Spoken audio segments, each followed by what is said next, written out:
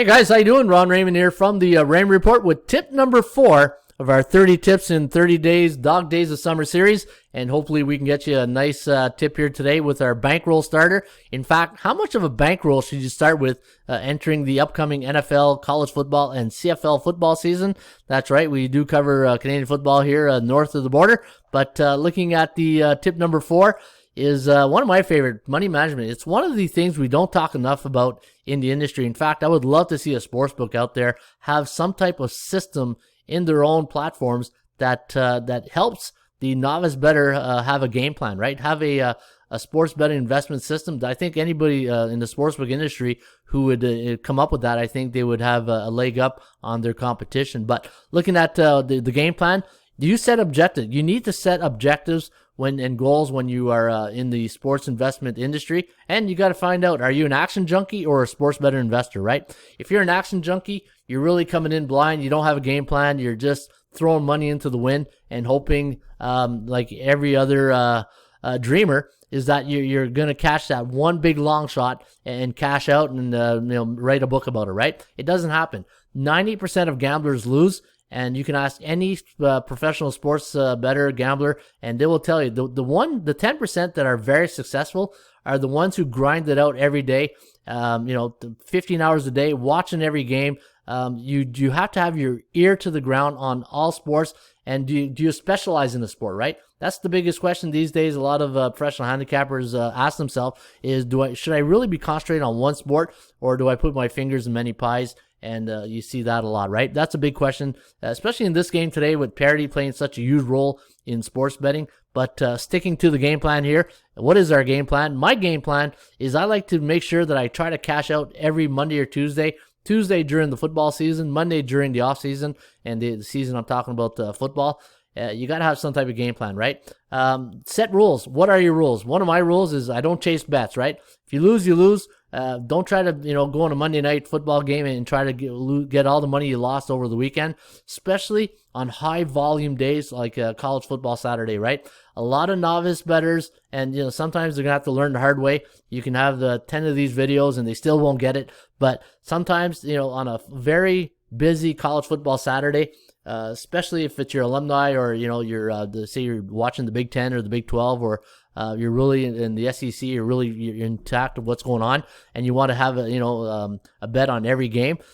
You're gonna find out very fast that you won't be here long, right? Like Jerry Glanville says, the NFL not for long, and that's what you'll be if you bet on every game, right? Have a system or have a reliable source, right? So one of the things that I always do is, obviously because I have the ATS stats and the Raymond Report, that's my tip sheet, that's my gold sheet, that's my Bible, that's where I go to get all my information. And if there's a lot of good tip sheets out there, in fact, just go to Google, type in sports handicapping tip sheets or NFL tip sheets, and you'll find a lot of good services and some good handicappers out there too, right? So have a good, reliable source, so that way when you're betting every weekend, feel confident knowing that the wagers you're going to put on that weekend are backed by your confidence and the sources where you're getting that pick from, right? And the number one rule, stay disciplined. Always stay disciplined, because you want to live another week.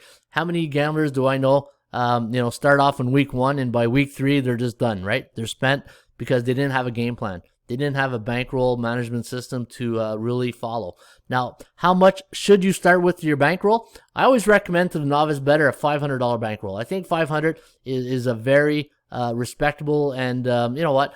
I don't think it's good if you're doing well in life and you got a bit of money. I think $500 is a fair bankroll. If you're intermediate to an advanced bettor, maybe 1,000 to 500, 1,000 to 5,000 if you're an advanced bettor. But if you're just starting off and you really don't know what you're doing, I think $500 is a good learning starter kit to start with a bankroll. All right, now speaking of bankrolls, I do have came up with this money management chart because a lot of people say, okay, how many units should I bet on sports, right? So let's say you got a $500 bankroll, and what I normally recommend is 1 to 5 units, and depending on the markets, and I'll do another video in the tip series on if you know the Raymond Report, I monitor the sports handicapping industry just like I do the stock market, and if you're in a bear, bullish, or neutral market, that will play a major factor in how much I'm going to wager on that weekend, right? Now, sticking to the game plan here of a $500 bankroll,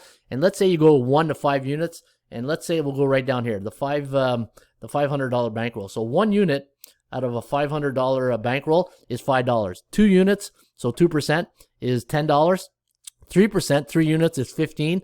4 units is $20, and 5 units is 5% is $25. And let's say you're going to make a wager on this weekend. So go from 1 unit to 5 units. So let's say you really love a play and you're going to bet 5 units. That should be your only play of the weekend. If you're betting 1 to 2 games on a Saturday, 3 tops is what I recommend. And on NFL Sunday, 1 to 2, same thing, 1 to 2 plays and 3 tops. And again, don't be chasing those Sunday nighters games. Those Sunday night games and Monday night games is what really hurts a lot of bettors, right? Because sometimes you're forcing yourself to bet it because it's on TV and it's there and you just want to get a wager on it, right? But using this chart right here, and I'll leave it up at the website at ATS Stats. Let's say you have a $100 bankroll. Here's the units, the percentage. So if you have a $100 bankroll, 5 units would be $5, right? So this is a good chart to maybe live by if you're new to sports betting. And always remember, depending on how much you really like your selections, grade them 1 unit to 3 unit. And if you are, here's another bonus tip that I'm going to give you right now.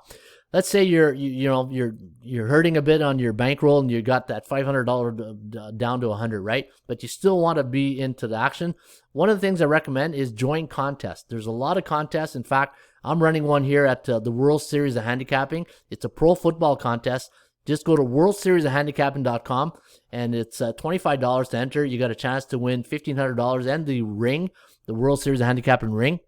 And this way, you always have that interest of action. If you're an action junkie, you always got that contest in your side pocket, and it's always there to scratch that itch, right? But if you're a sports bettor investor and you want to bet, this is the units that I would start with. 1 to 5 units per wager. Start with a $500 bankroll, and again, if you're intermediate to advanced bettor, 1,000 to 500, and I think you will do well with that. Anyways, that's the tip here today. Tip number 4, how much of a bankroll should I start with? Your bankroll starter, and hopefully it helps you out. If you enjoyed the video, please hit the like button, and if you're new to the Raymond Report, please subscribe by tapping that notification bell in the top right hand corner, or hit the subscribe button below this video. Cheers.